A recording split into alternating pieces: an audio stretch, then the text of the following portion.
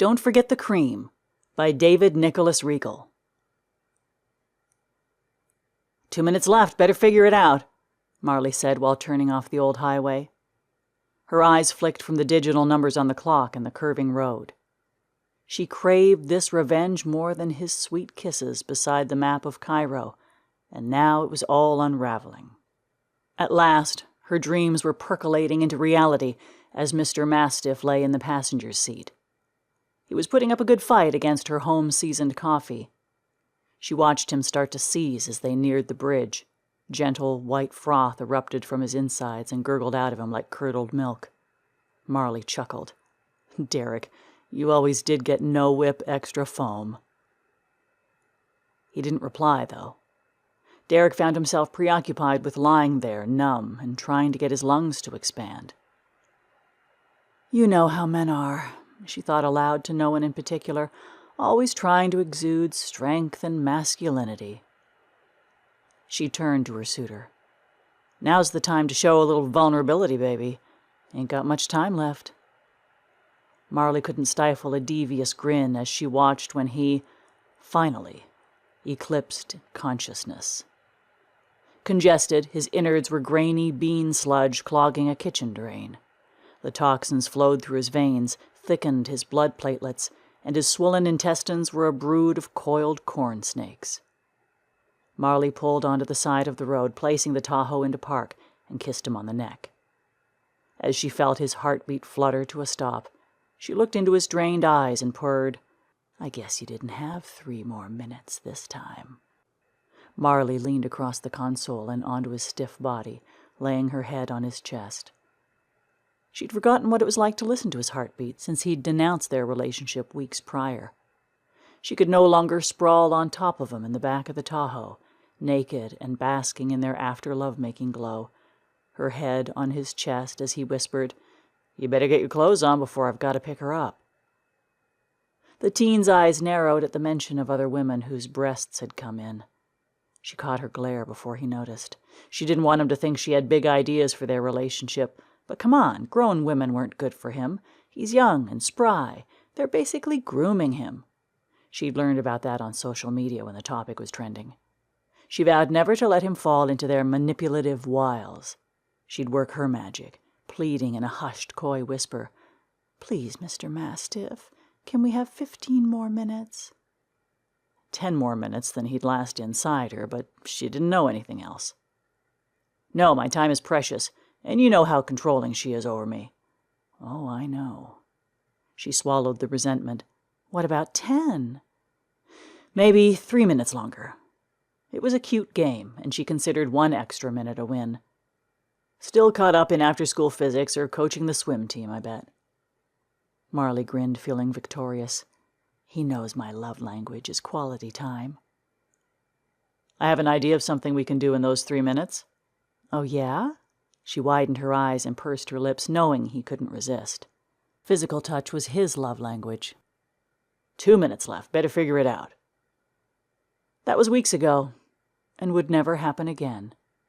The Tahoe rumbled too loud for her liking. Derek would probably make a smart-ass comment about getting the oil changed, but he was thoughtful like that. Marley listened hard with her right ear pressed against him. She ignored the spontaneous spasms from the poison and any gasps when his lungs released trapped oxygen. Despite this activity, his chest was like a tomb. I knew you were heartless. The teenager should have moved with haste, but she wanted to observe him. She needed to see that it was her reflection in those granite eyes. Marley needed to remind herself that she was the last one on his mind, not his wife or that bitch Ms. Yoakum. She snarled at the thought of that home-wrecking, Pythagorean-loving bitch who'd recently transferred into the high school to teach the at-risk heathens. She'd shown up and ruined their journey. It was a reminder to dispose of him ASAP. She was risking the discovery of her active crime scene. The countryside was a popular necking spot for other teens. After all, Derek had thought she was bringing him to the boonies for some raucous bent-over-the-hood makeup sex, no strings attached, of course. Although she was reluctant to remove herself from his arms, Marley exited the Tahoe and opened the hatchback door.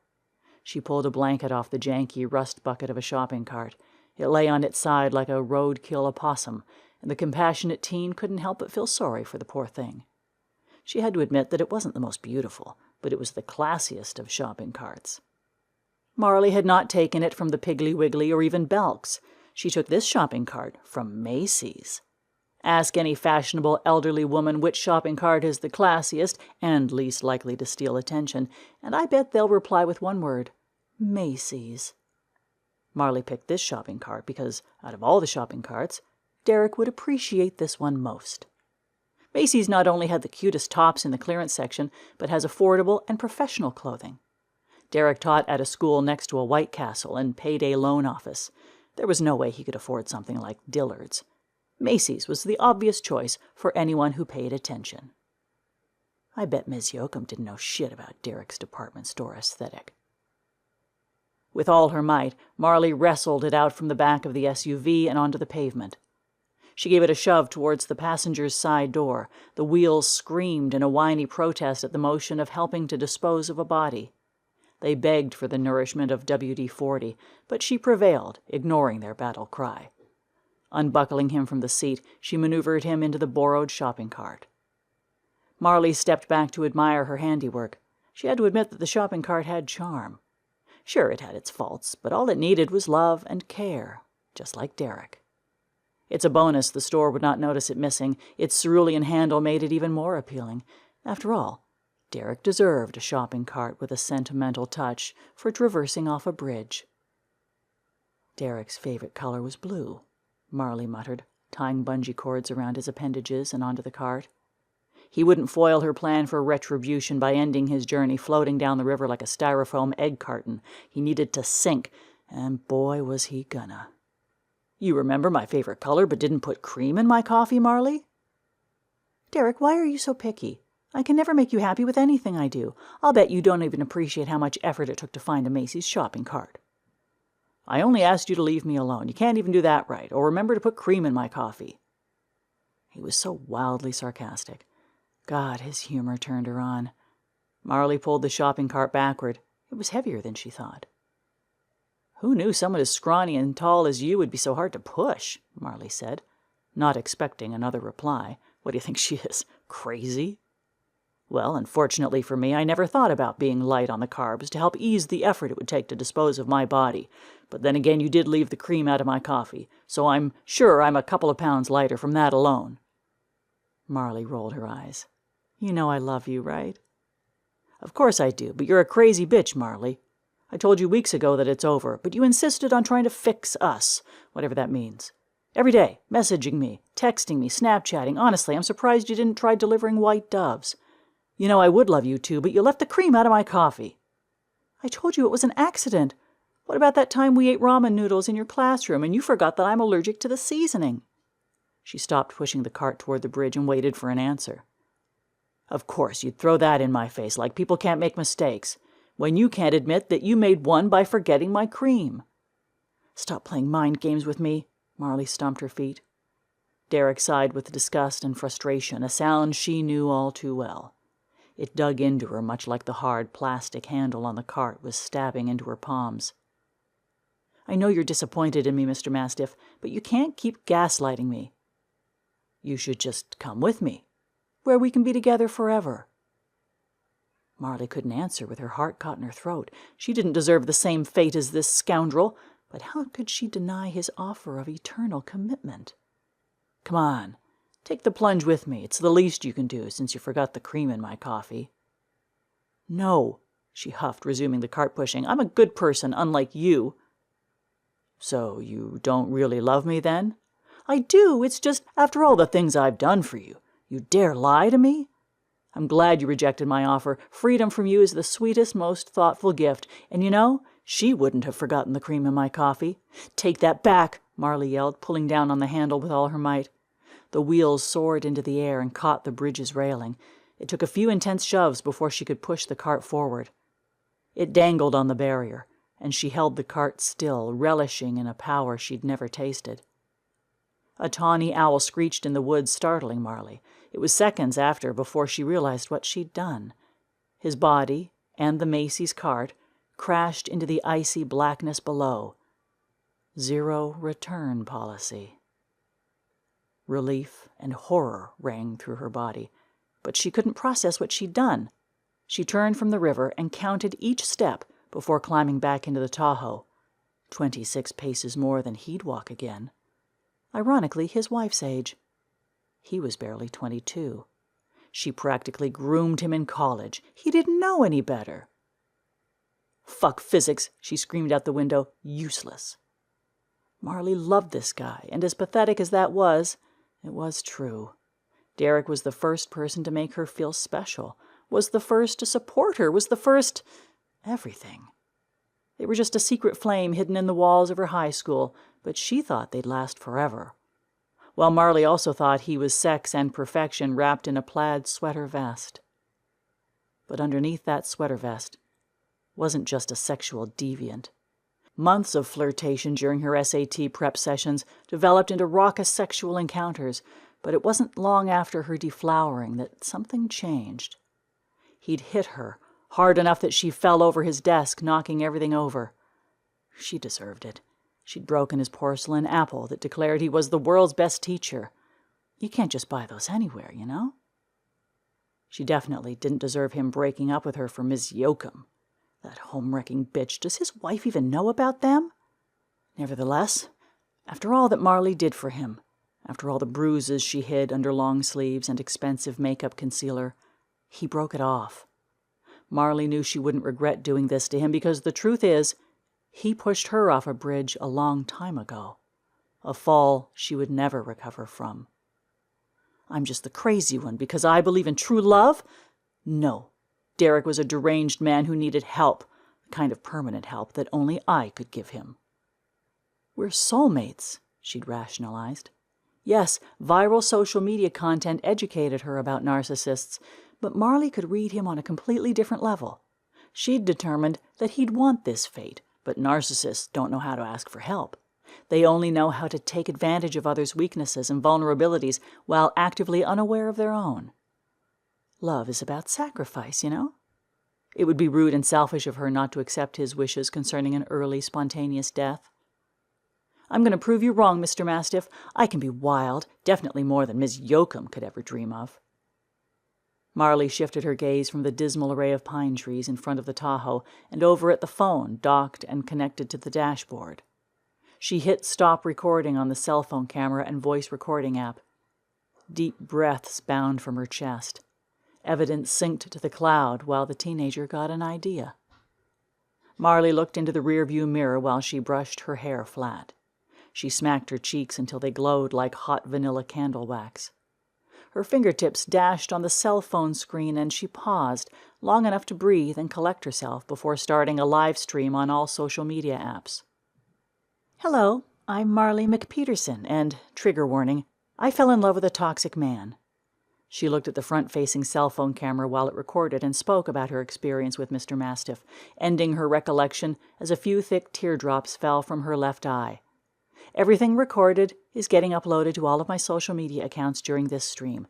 Please don't forget to like, comment, share, and I'd say subscribe, but this is my last time making content.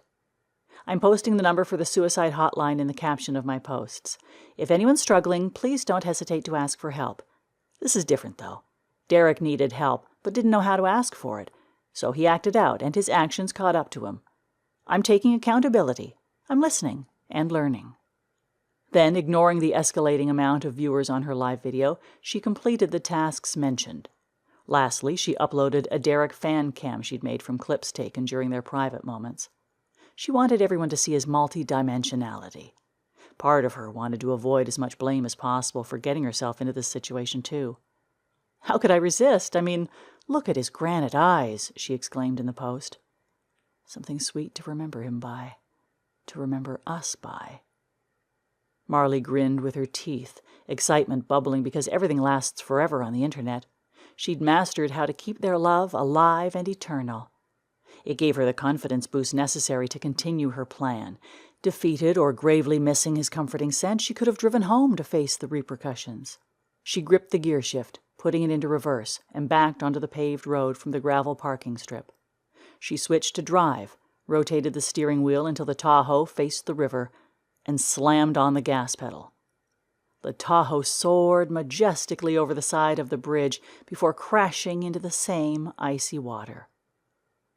Floating, Marley looked away from the windows and over at the passenger's seat.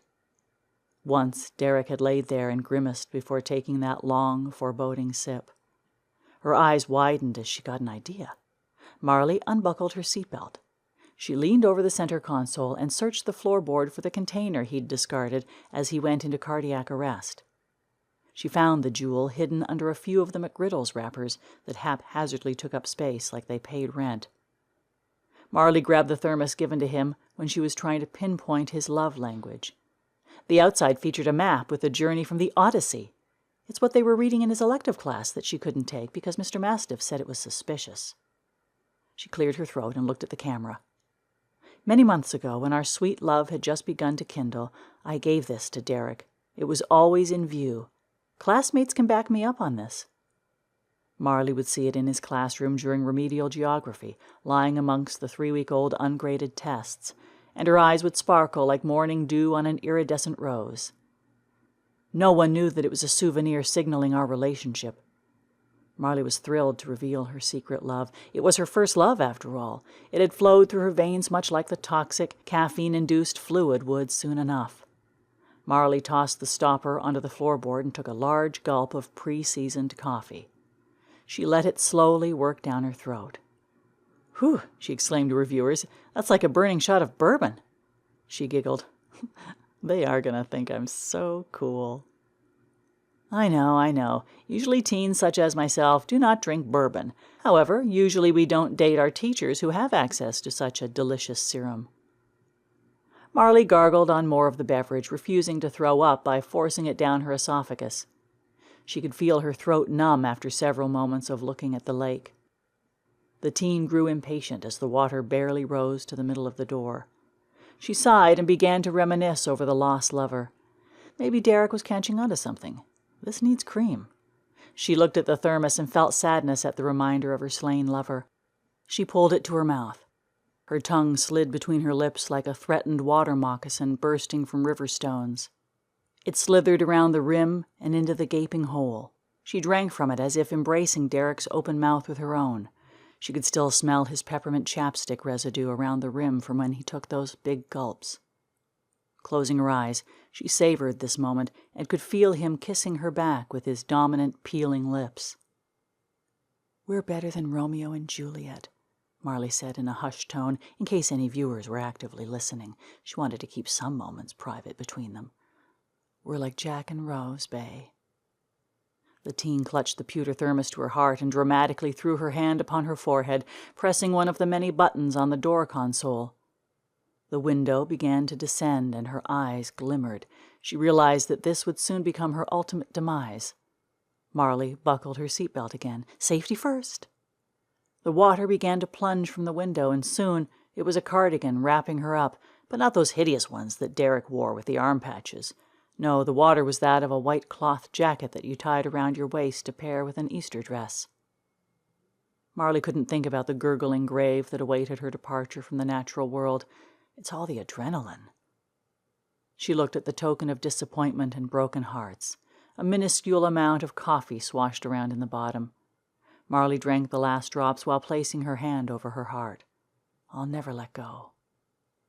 Her eyes felt sewn shut. She could feel the weight of the rising water wrapping its gentle but firm hands around her throat. It reminded her of intimate moments with Derek before he got mean. Water sloshed upon her chin, and she wanted to hold her breath, but she was so numb. Yet her love for Derek Mastiff did not waver.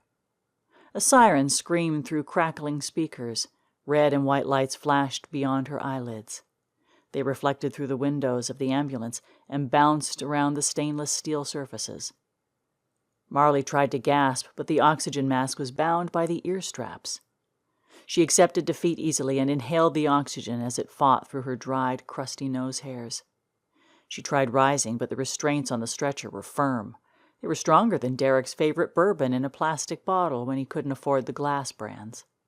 His wife, although she was away in grad school, controlled their bank accounts and wouldn't give him extra spending money. That poor silly bitch thought making him miserable would keep him in her grip. Why wouldn't he want the delicious freedom of a spirited youth? "She's stable," an EMT hollered to a blurry figure in Marley's peripherals. "Thank God you found her when you did. She's gone through a lot, but could use a familiar face. Loss of consciousness and hypoxia can result in memory loss, though. You might want to introduce yourself so you don't alarm her." "It's my pleasure." A sweet southern twang dripped from the woman's lips. "Oh, and one more thing," the EMT added. "She's a little out of it with the meds and all." The woman stood by the stretcher and dipped in Marley's direct view. The teen blinked, furiously focusing her vision. "Hello, little lady. I'm Donna Yoakum. Looks like you're going to make a full recovery." Marley shimmied her shoulders forcefully but was fully strapped onto the stretcher. Nothing budged with her thrashing but her underwear resulting in a terrible wedgie. She wanted to scream, but could only exhale dramatically through her nose. Freeing herself felt impossible. "Wow," the EMT said. "Look at that reaction. Her vitals are going off the charts, too. You must really mean a lot to her." "Ain't that the truth?" The woman pursed her lips together into a sneer, the most wicked smile.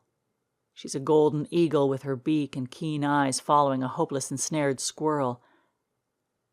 "You see, Derek was sharing his location with me today. We were supposed to have our bi-weekly Olive Garden date." She rolled her eyes. "My therapist's idea. Routine cements the foundation of any relationship. It creates familiarity and security." The golden eagle swooped in and clutched the side rail of the stretcher with her talons.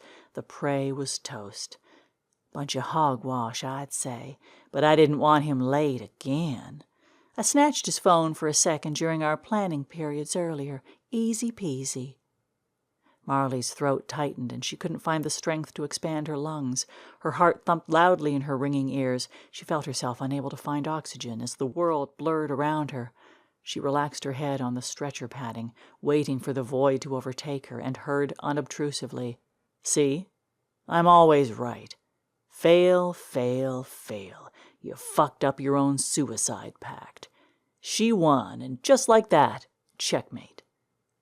You didn't apologize for forgetting the cream in my coffee, either." The end.